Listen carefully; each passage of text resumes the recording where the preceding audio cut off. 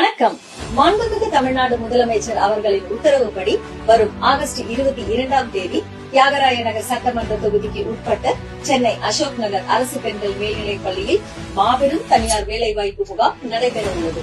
இந்த சிறப்பு முகாமில் 300க்கும் மேற்பட்ட முன்னணி தனியார் நிறுவனங்கள் பங்கேற்று வேலை வாய்ப்புகளை வழங்க இருக்கிறார்கள். மாண்புமிகு தமிழ்நாடு முதலமைச்சர் தலைவர் தளபதி அவர்களின் தலைமையிலான அரசு பொறுப்பேற்று இந்த 100 நாட்களில் எண்ணற்ற சரித்திர சாதனைகளை செய்து சாதனை பயணம் மேற்கொண்டு வருகிறது.